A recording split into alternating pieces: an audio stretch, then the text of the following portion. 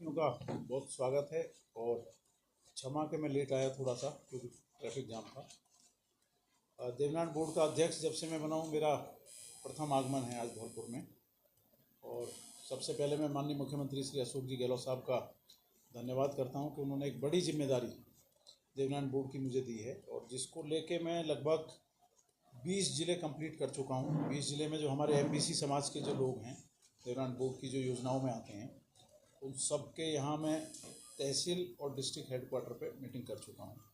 और मोटे तौर पे एक चीज़ देखने को आई है, हालांकि उसमें अछूता रहा है अभी धौलपुर जो नज़दीक ज़िले हैं उसमें कार्यक्रम नहीं लगे अभी। अब पीछे बारिश का टाइम आ गया था, तो अभी फिर अगले महीने शुरू करेंगे उनको। जो बचे हुए 12-13 ज़िले हैं उनमें एक मोटे तौर पे देखने को आया है कि जो योजनाएं हैं कहीं कहीं धरातल पे नहीं है। क्योंकि अभी तक देवनान बोर्ड का जिस तरह से गठन वर्ष 2008 में हुआ, उसके बाद कोई अध्यक्ष नहीं इसका बना। एक फॉर्मेलिटी के तौर पर बना था, गवर्नमेंट चेंज हो गई थी, वो चार्ज भी नहीं ले पाए थे। तो ये देखने को मिला है कि धरातल पे जो योजनाएं आनी चाहिए वो नहीं आई। और इसमें एक बड़ी जो लापरवाही है वो अधिकारियों की है, जो देवनान बोर्ड के अधिकारी हैं। उन तक शिकायत जाती है, बच्चे परेशान हैं, पेरेंट्स परेशान हैं, लेकिन उनके समाधान नहीं हो पाए। एक और बड़ी विशेषता ये देखने को मिली जो बहुत खामी है, बड़ी एक खामी, कि जैसे बालिकाओं का छात्रावास धौलपुर दे दिया, तो वो धौलपुर हेडक्वार्टर पे ना होकर वो देहात में दे दिया, जहाँ बालिका उसमें पहुँच नहीं पाती या वहाँ पे एडमिशन नहीं ले पाती, तो उसका कोई यूज़ नहीं रह जाता। सरकार पैसे भी दे रही है, उसके बाद भी उसका कोई फ़ायदा नहीं। एक प्राइवेट जो हॉस्टल हैं, छात्रावास देवनारायण के बोर्ड पे जो ले रखे हैं देवनारायण बोर्ड की तरफ से, जहाँ अभाव है, जहाँ हम लोग नहीं दे पाए हैं छात्रावास बोर्ड की तरफ से, तो प्राइवेट स्कूल वालों को जहाँ दिए हैं उनमें भारी अनियमितताएँ हैं। स्वयं पिछले दिनों मुझे यहाँ की भी कई मिली, राइटिंग में शिकायतें मिली, उस पर भी जांच चल रही है। वहाँ बच्चों को जो सुविधाएं मिलनी चाहिए वो नहीं मिल पा रही हैं, चाहे वो खाने की हों, रहने की हों, या अन्य जो सुविधाएं हैं छात्रावास में वो हों। ये बड़े तौर पे पूरे राजस्थान भर में देखा गया है, धौलपुर के साथ साथ। और इसमें मैंने पिछले दिनों एक कमेटी का भी गठन किया है, और उस कमेटी में मैंने कहा है कि जल्दी इसकी रिपोर्ट दो, 1 महीने के अंदर जितने भी हमारे छात्रावास हैं उन सब की रिपोर्ट दें, जहाँ जहाँ जो दिक्कत हैं, जो अनियमितताएँ हैं। एक और बड़ी चीज़ इसमें है कि जैसे 100 बच्चे हैं, प्राइवेट वाले 100 बच्चे लेके आ गए, तो 100 बच्चों की जगह केवल उसमें 25 या 30 बच्चे हैं, बाकी वो सब सरकार से पैसा उठा रहे हैं। ऐसे भी मामले मेरे संज्ञान में हैं। सर, आप बता रहे हैं कि जो आपके छात्र हॉस्टल्स भी हैं वो संस्थाओं को दे दिए, उनका शोषण कर रहे हैं बच्चे, वही वो कह रहे हैं, वही मैं कह रहा हूँ। तो अब तक कार्रवाई नहीं हो रही है? नहीं, कार्रवाई हो रही है। अभी पिछले दिनों मैंने पाली में की है, लेकिन जहाँ जहाँ मैं गया हूँ, धौलपुर जिले में धौलपुर की भी एक शिकायत मुझे आई थी। एक कोई त्यागी हैं, कोई शायद दोनों त्यागी पता नहीं, जिनका छात्रावास है, तो एक बच्चे की शिकायत मुझे आई थी, उस पर मैंने जांच बैठवाई है, अभी रिपोर्ट मिल देंगे वो। देखो, निश्चित तौर पे ये योजना एमबीसी वर्ग के लिए है देवनान बोर्ड की। और अगर कहीं भी जिस तरह की अनियमितताएं बरती जा रही हैं और इसमें जो दोषी पाया जाएगा उनके हम स्कूल का जो लाइसेंस है उसको भी निरस्त कराएंगे, और उनके खिलाफ भी कार्रवाई कराएंगे, संबंधित अधिकारियों के भी खिलाफ कार्रवाई कराएंगे। अरे, सोशल जस्टिस की ये योजनाएं हैं अलग, तो उसमें आपको नहीं लग रहा कि एमबीसीज के साथ थोड़ा इनजस्टिस हो रहा है? संख्या जितनी है उस हिसाब से रिजर्वेशन नहीं है, जो टोटल पॉपुलेशन का जो हिस्सा है उस हिसाब से उनको रिजर्वेशन नहीं है। एमबीसीज को 5% रिजर्वेशन है पॉपुलेशन, जबकि सिर्फ अकेली गुर्जर जो जाति है वो अकेली 10 से 12% के करीब पॉपुलेशन कवर कर रही है। बाकी 4 और जातियाँ हैं, रेबारी, गड़रिया, ये भी अलग है। और दूसरी तरफ जैसे अब आप देखें कि एक अकेली जाति के लिए विप्र कल्याण बोर्ड भी है भाई, एक सिर्फ जाति के लिए ईडब्ल्यूएस का रिजर्वेशन भी है, तो कहीं सोशल जस्टिस में सरकार गड़बड़ तो नहीं कर रही? नहीं, देखिए, जो आप जो बात कह रहे हैं, अब क्योंकि जो बजट था वो पहले से चला आ रहा है, अभी कोई बजट तो बहुत बड़ा नहीं, लेकिन अभी का जो लास्ट बजट था विधानसभा में जो पेश हुआ, उसमें मैं उस टाइम तक बना भी नहीं था अध्यक्ष, उसके बाद ही बना। लेकिन मैंने मुख्यमंत्री जी से बात की थी उस टाइम पे, तो मुख्यमंत्री जी ने जो 13,000 स्कूटी मिलती थी बच्चियों को, उसको बढ़ा के 20,000 किया। इसमें 225 करोड़ रुपए के आसपास की लागत और बढ़ी है। और जो जो चीज़ें संज्ञान में अभी बजट की और आवश्यकता है, मैंने लिख के भी दिया है कि एमबीसी समाज की जहाँ जहाँ जिस तरह की डिमांड है, जो मैं जा रहा हूँ क्षेत्रों में, जो पता लग रही है, जो लोग कहते हैं, तो उसकी भी आवश्यकता है। और उस पर माननीय मुख्यमंत्री जी गंभीर हैं। अभी समीक्षा बैठक हम लोग लेंगे, तो उसमें जो सारी चीज़ें निकल के आएंगी उसको भी हम पूरी रिपोर्ट को मुख्यमंत्री जी को प्रस्तुत करेंगे। बड़े स्तर पे लोगों ने छात्रावास की मांग की है, आवासीय विद्यालय की मांग की है, हॉस्पिटल की मांग की है, वो भी सारे प्रस्ताव 20 जिलों के माननीय मुख्यमंत्री के समक्ष मैंने दिए। एमबीसीज का रिजर्वेशन कुछ बढ़ाने के लिए कुछ नहीं, अब उसमें देखिए रिजर्वेशन तो जैसे 5% है एमबीसी का, उसी के आधार पे बोर्ड पहले से, क्योंकि जब तो 1% ही था, 4% अभी कांग्रेस की सरकार में हाल ही में बढ़ा है, आपको पता ही है, 1% भी कांग्रेस ने दिया था। भारतीय जनता पार्टी के लोगों ने तो केवल मरवाने का काम किया, 72-73 लोग शहीद हो गए, आपको पता है, तो गुजर आंदोलन चला, लेकिन उसके बाद भी न्याय नहीं दिया, कोई आरक्षण 1% नहीं दिया। लेकिन माननीय मुख्यमंत्री अशोक गहलोत साहब उस टाइम भी सीएम थे, अभी भी सीएम हैं, चाहे वो 1% आरक्षण मिला हो या चाहे और 4% मिला हो, उन्हीं की सरकार में, कांग्रेस की सरकार में मिला। तो इसमें सुझाव दिए हैं काफ़ी सारे, क्योंकि बहुत सारी चीज़ें इसमें हैं नहीं। छात्रावास जैसे दे दिया कहीं, अब वहाँ के लिए सड़क कैसे जाए तो वो इसमें नहीं है। और एक सबसे बड़ी जो बात है जो देखने को मिली है, जैसे हमने अभी बजट में छात्रावास दिए, अभी मैंने भी मुख्यमंत्री जी को प्रस्ताव दिया है 20 जिलों का, जिसमें बड़ी संख्या में 100 के आसपास छात्रावास की डिमांड है, आवासीय विद्यालय की डिमांड है, हॉस्पिटल की डिमांड है। एक सबसे बड़ी जो इसमें चीज़ है वो ये देखने को मिली है कि जो PWD कार्यकारी एजेंसी है वो बहुत घटिया सामग्री का इस्तेमाल करती है। मैंने माननीय मुख्यमंत्री जी को पहले भी कहा, लिखित में भी दिया है, और पिछले दिनों अभी हम मिले थे लगभग 15 दिन पहले, जब भी मैंने कहा कि इसकी एजेंसी को PWD से आप हटाओ, क्योंकि पूरे प्रदेश के अंदर जिस तरह की खराब सड़कें हो या खराब बिल्डिंग हो, PWD के अधिकारियों ने सरकार की साख को कहीं ना कहीं गिराया है, और उसमें मैं मानता हूँ कि इसकी एजेंसी चेंज होनी चाहिए। मैंने माननीय मुख्यमंत्री जी को भी ये कहा। पीडब्ल्यूडी मंत्री आपके भरतपुर से ही हैं, हाँ, वहीं से। और वो बड़ाई करते हैं कि हमारा डिपार्टमेंट सबसे अच्छा काम कर रहा है। वो तो अभी बुराई कर रहे थे, अभी मेरे ख्याल में 1 सप्ताह हुआ है, वो कह रहे थे कि 8 इंच होना चाहिए और मेरे यहाँ 2 इंच ही मिली है सड़क, और मैं अधिकारियों को नाप दूंगा। मैंने जो पढ़ा कई चैनलों में और अखबारों में सब जगह छपा, तो इसमें मैं ये समझता हूँ कि जो हमारे मंत्री जी हैं उनको भी गंभीर होना चाहिए, क्योंकि कहीं ना कहीं ऐसी चीज़ों से सरकार की छवि खराब होती है। मुख्यमंत्री जी ने कल भी 3300 करोड़ की सड़कों के उद्घाटन किए, लोकार्पण आपने देखा होगा, इसमें आपके धौलपुर की भी थी, हमारे यहाँ की, मेरे यहाँ की भी थी 200 करोड़ के आसपास की, मेरी खुद की विधानसभा की।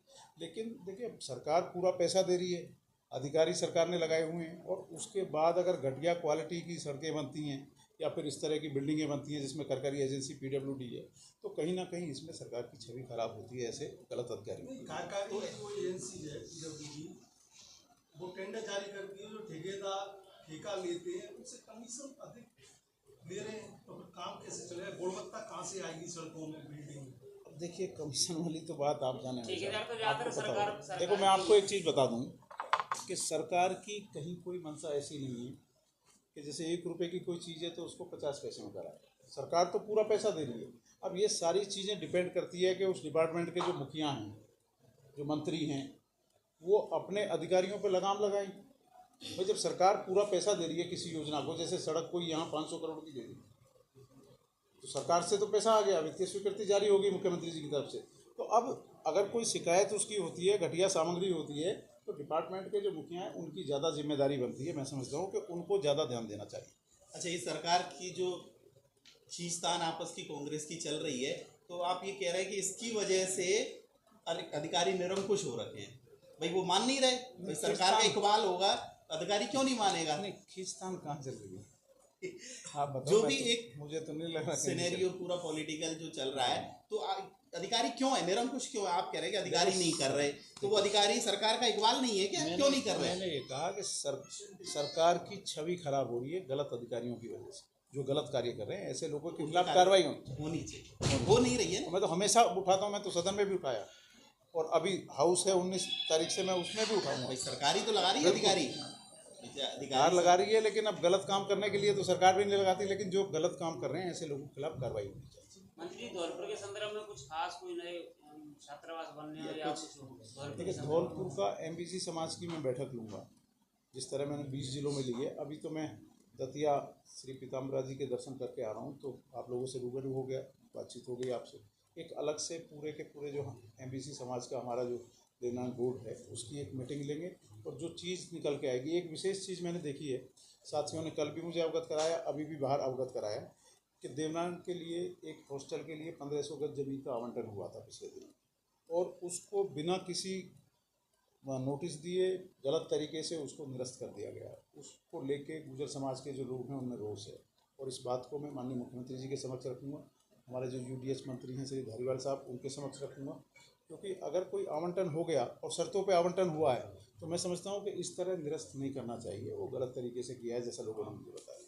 सीएम गहलोत के राष्ट्रीय अध्यक्ष बनने की मांग हो रही है, तो राजस्थान में सचिन पायलट को सीएम बनाने की मांग उठ रही है, यानी कि एससीआई के अध्यक्ष गाड़ीलाल गहलोत मांग कर रहे हैं। अब देखिए, जहाँ तक सीएम साहब का राष्ट्रीय अध्यक्ष बनने का मामला है, ये पार्टी के बड़े नेताओं का मामला है, हम लोग तो नई भर्ती हैं।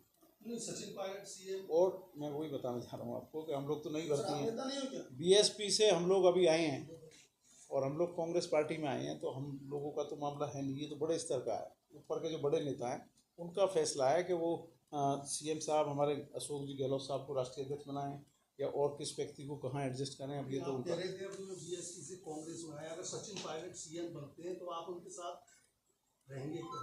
देखिए मैं आपको एक चीज़ बता दूँ कि हम लोग जब बीएसपी छोड़ के कांग्रेस पार्टी में आ गए, भारतीय जनता पार्टी के लोग कांग्रेस की सरकार को गिराना चाहते थे, उस समय हम लोग पूरा डट के मजबूती के साथ में कांग्रेस पार्टी के साथ रहे, तो निश्चित तौर पे हाईकमान का जो भी फैसला होगा, जिस भी व्यक्ति को वो मुख्यमंत्री बनाएं, जिस भी व्यक्ति को राष्ट्रीय अध्यक्ष बनाएं, हम लोग उनके साथ हैं, कहीं कोई दिक्कत नहीं। जैसे ललित बैरवा ने कहा है कि मैं उनको बनना देखना चाहता हूँ, आप किसको देखना चाहते भाई देखिए, खिलाड़ी बैरवा साहब बहुत सीनियर लीडर हैं? हैं, आप तो बता सकते हैं पुराने सचिन कांग्रेस पायलट ही या हैं, अशोक गहलोत। देखिए एक में से पुराने कांग्रेस ही हैं, सीनियर लीडर हैं, एक्स एमपी हैं, और अभी भी बहुत बड़ी जिम्मेदारी SC/ST आयोग की उन पे है, और कांग्रेस के विभिन्न पदों पे वो रहे हैं। हम लोग तो अभी बहुत नई नई भर्ती हैं, अभी तो हम सारी चीज़ों को सीख रहे हैं, देख रहे हैं कि क्या क्या होता है कांग्रेस में। कांग्रेस में तो कुछ ये वरिष्ठ कांग्रेसी नेता गुलाम नबी आज़ाद ने पार्टी को छोड़ दिया। अब देखिए, गुलाम नबी आज़ाद साहब का बयान मैंने देखा। देखो मैं एक चीज़ आपसे कहना चाहता हूँ कि एक परिवार में अगर 50 साल या 49 साल गुलाम नबी आज़ाद साहब रहे, परिवार में बहुत सारी चीज़ें होती हैं, लेकिन बैठ के दूर हो सकती हैं, चर्चा हो सकती है।